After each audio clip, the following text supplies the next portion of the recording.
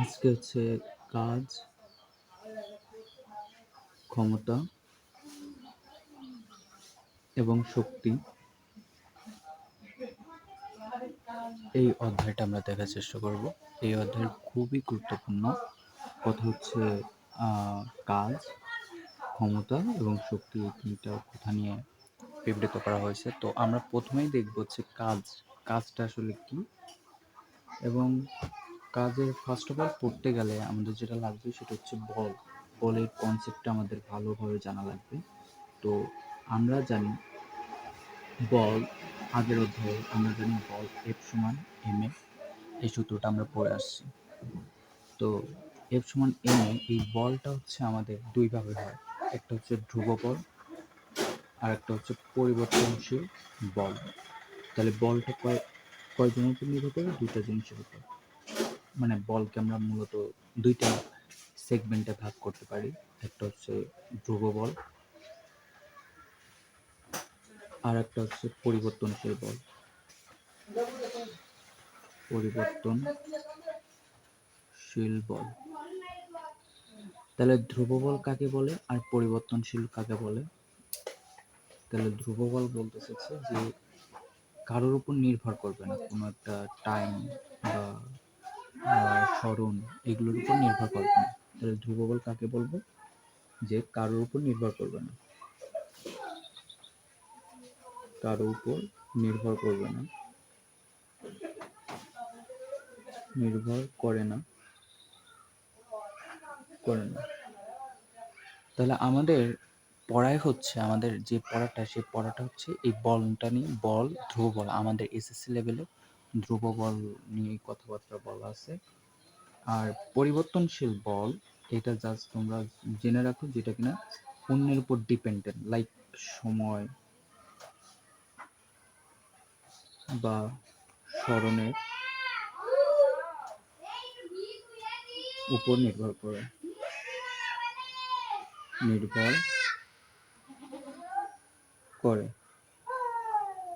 এটা হচ্ছে পরিবর্তনশীল বল। চলো আমরা একটু পরিবর্তনশীল বলের উদাহরণ জেনে রাখি। আমি আবার বলতেছি, পরিবর্তনশীল বলটা তোমাদের অত ইম্পর্টেন্ট না, তোমাদের ইম্পর্টেন্ট হচ্ছে ধ্রুব বল নিয়ে। তারপর পরিবর্তনশীল বল নিয়ে কিছু কথাবার্তা বলা হয়েছে, সেই জন্য আমরা পরিবর্তনশীল বল নিয়ে জানতেছি। তো পরিবর্তনশীল বল যেমন F is equal 2t Newton. তাহলে এইখানে দেখা যাইতেছে, আমরা জানি কি F সমান ma।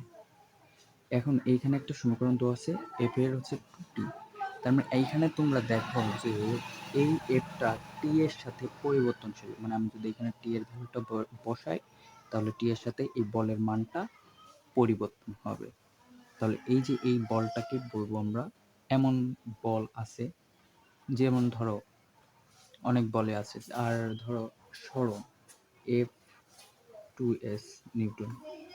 দেখো, স্মরণের যদি পরিবর্তন হয় তাহলে বলেরও পরিবর্তন হবে। এমন উদাহরণ তোমাদের জানা আছে? জানা নেই, বাট আমরা পড়বো। এখানে আমরা পড়বো যে স্প্রিং বল এবং মহাকর্ষ বল, স্প্রিং রিলেটেড ম্যাথ বা স্প্রিং রিলেটেড কনসেপ্ট এবং মহাকর্ষ নিয়ে তোমাদের কিছু কথাবার্তা বলা হয়েছে বলের অধ্যায়। এইগুলো হচ্ছে পরিবর্তনশীল বল। তাহলে ধ্রুব বল দ্বারা কাজ, এই ধ্রুব বল দ্বারা কাজ কি, এটা আমাদের বুঝতে হবে ভালো করে। তাহলে এখানে দেখবো আমরা ধ্রুব বল দ্বারা কৃতকাজ। তাহলে ধ্রুব বল দ্বারা কৃতকাজ কিভাবে, এটা আমরা দেখি, একটু এক্সপ্লেন করি। তাহলে কাজ বা ওয়ার্ক, তাহলে কাজকে আমরা ডাব্লিউ দ্বারা প্রকাশ করি। এই সংজ্ঞাটা বইতে ভুল দেওয়া আছে, তো সংজ্ঞাটা আমরা একটু কারেকশন করে লিখব যে কাজ সমান হচ্ছে বল ইন্টু বলের দিকে স্মরণের উপাংশের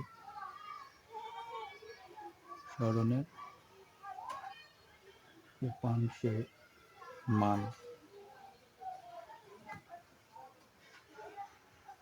তার মানে কেউ যদি তোমাকে কাজের সংজ্ঞা বলতে বলে, তাহলে আমরা এটাই বলবো যে কাজ হবে হচ্ছে বল ইন্টু বলের দিকে স্মরণের উপাংশের মান। তাহলে এই কথাটা আমরা একটু ফিল করি বা আমরা একটু চিত্র আঁকে বুঝি যে একটা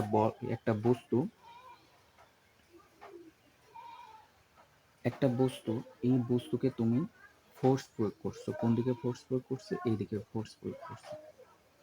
এই ফোর্স প্রয়োগ করলে তাহলে কোন দিকে? এইদিকে তুমি ফোর্স প্রয়োগ করছো, বাট বলটা দেখা গেল যে এইদিকে না গিয়ে সে চলে গেল এইদিকে। তাহলে এটা হচ্ছে এক্স, এস দ্বারা প্রকাশ করলাম আমরা। তাহলে এবার দেখো, আমাদের বল প্রয়োগ করছিলাম এদিকে, বাট আমাদের সরণ কোন দিকে হয়ে গেল? অন্যদিকে। তাহলে আমাদের কাজের সূত্রেই বলা হয়েছিল যে বল ইন্টু বলের দিকে সরণের উপাংশের মান। বল ইন্টু বলের দিকে সরণের, বলের দিকে হইতে হবে, বলের দিকে। সংজ্ঞাটা ভালো করে বুঝতে হবে। দেখো এইখানে যখন দেখলাম যে বলের দিকে এই সরণটা হয়নি, তার মানে আমাদের সূত্রটা যদি খাটাইতে চাই তাহলে এটাকে আরো মডিফাই করতে হবে। তাহলে দেখো এটাকে আমরা কিছু দ্বারা প্রকাশ করি। এইখান থেকে আমরা লম্ব টেনে নিলাম। তাহলে লম্ব টেনে নেওয়ার ফলে এটার আমরা কিছু নাম দিই। তাহলে এটা আমাদের হাইট এবং এদিকে ধরলাম এক্স। আমরা এখন সরণ, এই যে এই কথাটা তো বুঝছি, বল এবং বলের দিকে সরণের উপাংশের মান, এটাই হচ্ছে বের করবো। বলটা তো পেয়ে গেছি এফ, বাট এখন আমরা বের করতে যাচ্ছি বলের দিকে সরণের উপাংশের মান। তাহলে বলের দিকে সরণের উপাংশের মান, বল এদিকে, তাহলে সরণ, এই যে সরণও এদিকে হইতে হবে। কিন্তু সরণ যেহেতু এদিকে হয় নাই, সেহেতু আমরা সরণের উপাংশের মান নেব।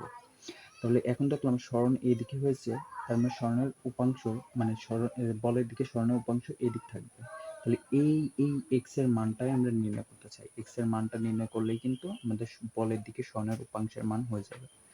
তাহলে দেখো যে এখানে তাহলে লিখতে পারি যে আমরা এখন এইখানে ত্রিকোণমিতির ফর্মুলা ফেলাইতে পারি। এই চিত্রটা লাইক এরকম হয়ে গেছে।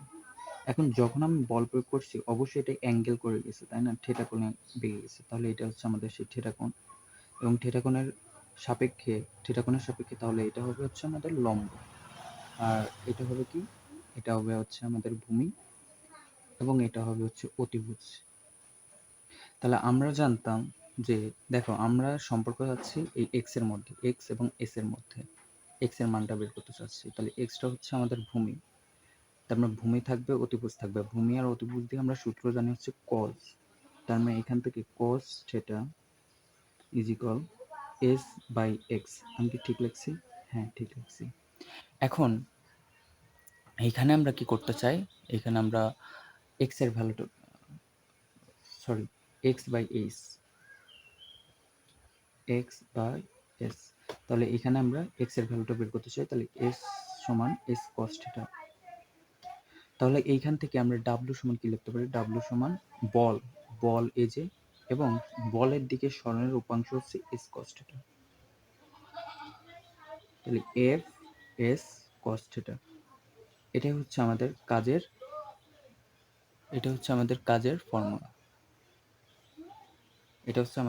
ফর্মুলা। এটা আমাদের ভালো করে বুঝতে হবে এই জিনিসটা। আশা করি তোমরা সবাই বুঝছো। এখন আমরা যেটা নিয়ে কথা বলবো, দেখো আমাদের বইতে ম্যাক্সিমাম ম্যাথগুলো কিভাবে আছে। আমাদের এসএসসি লেভেলে প্রায় ম্যাথেই যে বল যেদিকে কাজ করছে, তোমাদের বড় হলে তোমরা এই জিনিসটা বলতে পারো, পড়বা এফ এদিকে কাজ করতেছে, তাহলে আমাদের যে সরণ, এই সরণটাও এদিকেই কাজ করবে। তার মানে দেখো তো আমাদের সূত্র কি ছিল? ডাব্লু সমান এফ এস কস থিটা। মানে এটা হচ্ছে থিটা। থিটাটা কি? বল এবং সরণের মধ্যবর্তী কোণ, যে অ্যাঙ্গেলটা থাকবে। তার মানে এখানে দেখো, যদি বলটা এদিকে কাজ করে আর সরণটাও এদিকে কাজ করে, তাহলে এদের মধ্যবর্তী কোণ কত? 0 ডিগ্রি। তাহলে F S cos theta 0 degree. তাহলে কস 0 ডিগ্রির মান 1। তার মানে ডাব্লু সমান সমান এফ এস। তাহলে W is equal F S. I think বুঝতে পারছো এই সূত্রটা। আগামীকাল আমরা এই রিলেটেড কিছু ম্যাথ দিয়ে স্টার্ট করবো, এবং তার পরবর্তীতে আমরা কনসেপ্ট অনুযায়ী আগাবো। ধন্যবাদ সবাইকে।